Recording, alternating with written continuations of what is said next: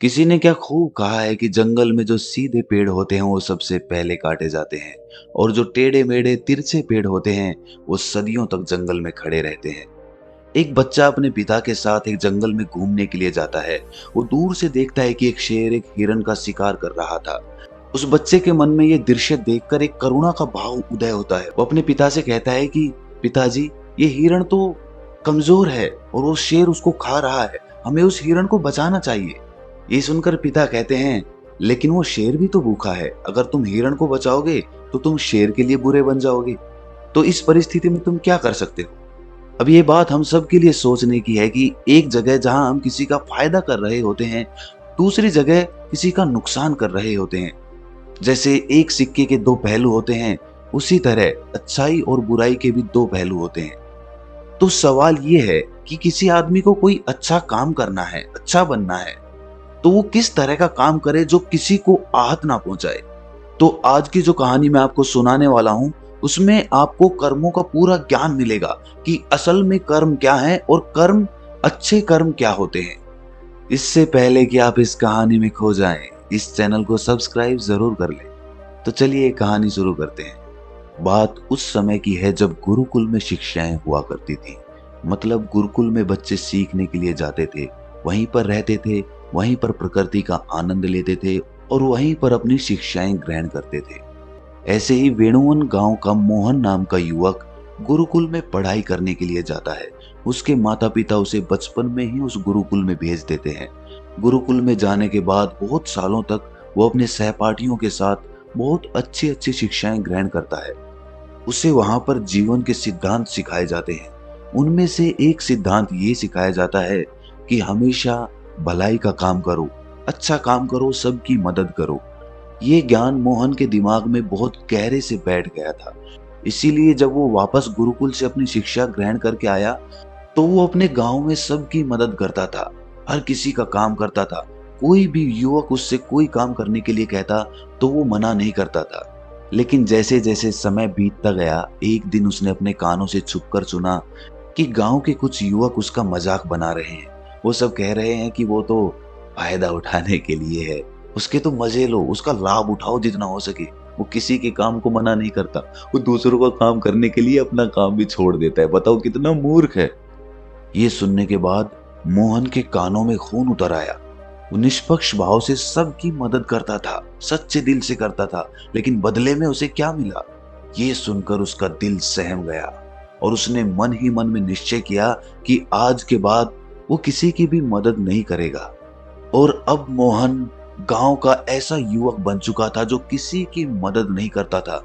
चाहे कोई कितनी भी परेशानी में क्यों ना हो, मोहन को कोई फर्क नहीं पड़ता था। मोहन का ये बदलाव देखकर सब गांव वाले आश्चर्यचकित रह गए। कल तक जो दया का सागर था, इतना दयालु था, कुछ ही समय में इतना निर्दयी बन गया। ये देखकर मोहन के माता पिता को भी उसकी बहुत चिंता हुई।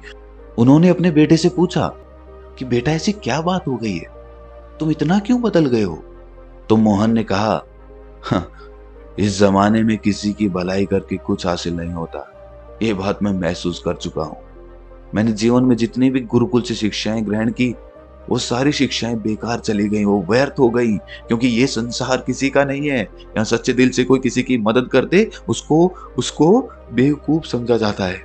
और ये कहते कहते मोहन वहीं पर रोने लगा। और इसके बाद मोहन बहुत परेशान रहने लगा। उसके माता पिता पहले वाला मोहन चाहते थे, वो वही मोहन चाहते थे जो सब लोगों की मदद करता था। लेकिन उनका बेटा कहीं दूर निकल चुका था। दिन ब दिन हालत और भी गंभीर होती गई।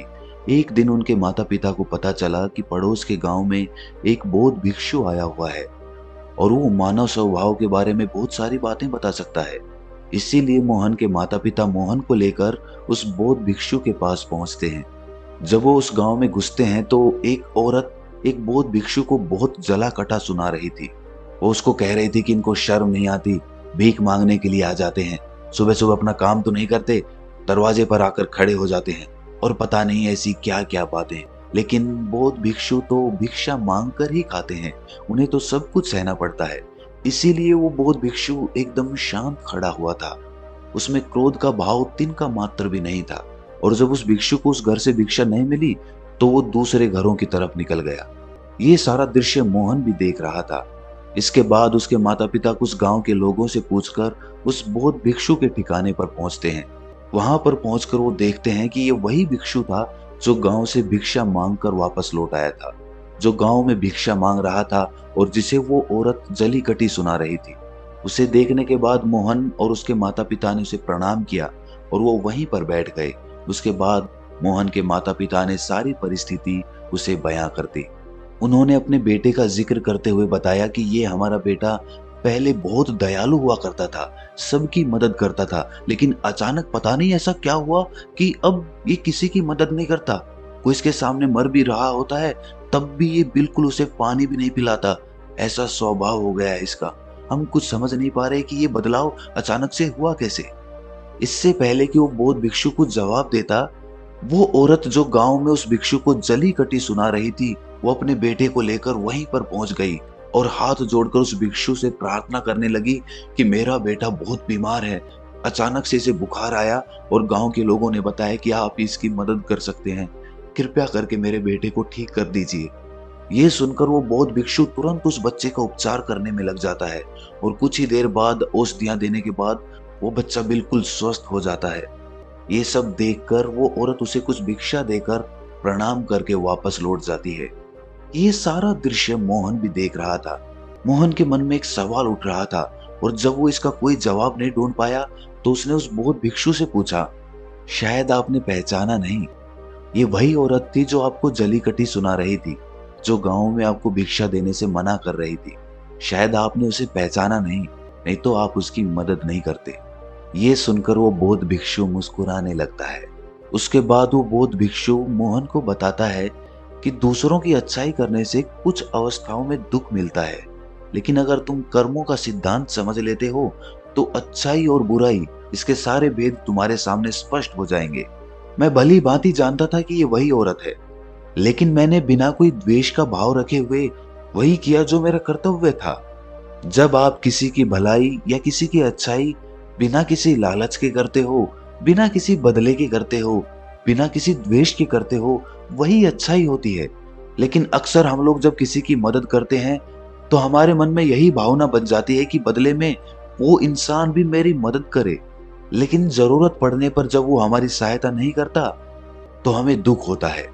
इसीलिए किसी भी इंसान के साथ बिना कुछ पाने के भाव से उसका भला करो और उतना ही भला करो जितना तुम्हारा सामर्थ्य हो, मतलब तुम्हारी आर्थिक और शारीरिक क्षमता के हिसाब से, ताकि कल को अगर वो इंसान तुम्हारे साथ बुरा व्यवहार भी करे तो तुम्हें उसका खेद ना हो, उसका पश्चाताप ना हो कि मैंने तो इसके लिए इतना कुछ कर दिया और ये मेरे साथ अब ऐसा व्यवहार कर रहा है।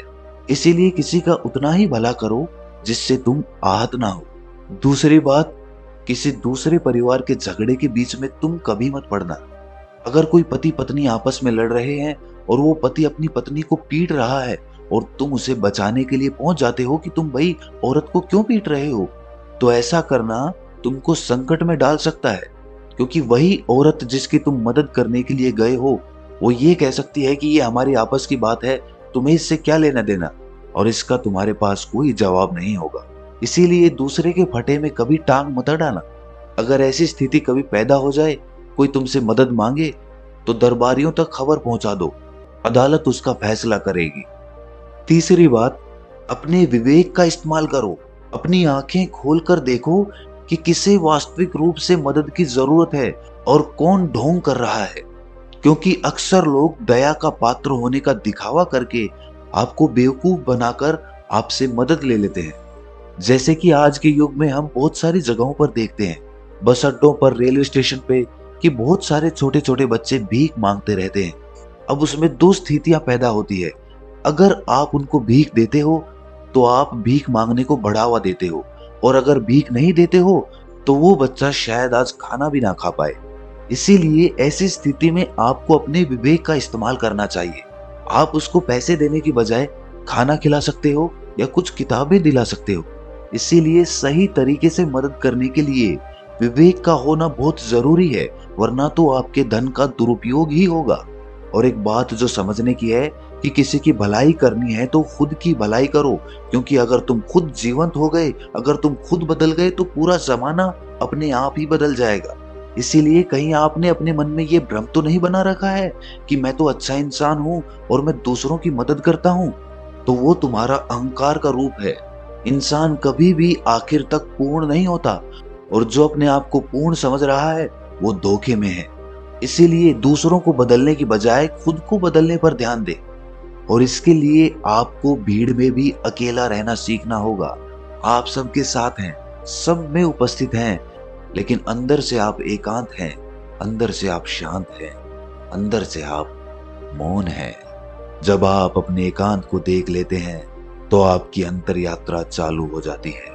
अपने अंदर के एकांत का आनंद उठाने के लिए आपको ध्यान में उतरना होगा। आपको रोजमर्रा की जिंदगी में ध्यान को एक हिस्सा बनाना होगा, ध्यान को वक्त देना होगा। उसके बाद आप पाएंगे कि आपके अंदर के एकांत के समान आनंद इस दुनिया के किसी भोग में नहीं है, किसी वस्तु में नहीं है, किसी वासना में नहीं है। नदी के किनारे पड़ा हुआ छोटा सा पत्थर भी उस नदी के बहाव से कट कट कर बहुत मुलायम हो जाता है। उसमें कोई दरार, कोई कोना नहीं बचता।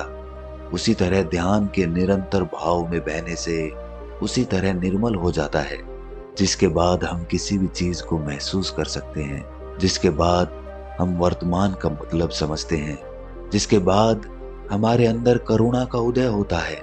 वो करुणा जो किसी विषय वस्तु से नहीं जुड़ी हुई। इसीलिए दोस्तों, आज से ही अपनी अंतर यात्रा चालू कर दें, अपने जीवन के आनंद को पहचानें, क्योंकि इंसान की जिंदगी बहुत छोटी होती है। पता नहीं कब आखिरी सांस आ जाए। तो जीवन के जो पल बचे हैं उन्हें उस परमानंद में बिताओ। तो दोस्तों, कैसी लगी ये कहानी आपको कमेंट सेक्शन में जरूर बताना, और अच्छी लगी तो इस चैनल को सब्सक्राइब जरूर करना। तो मिलते हैं अगली कहानी में, तब तक के लिए अपना ख्याल रखें।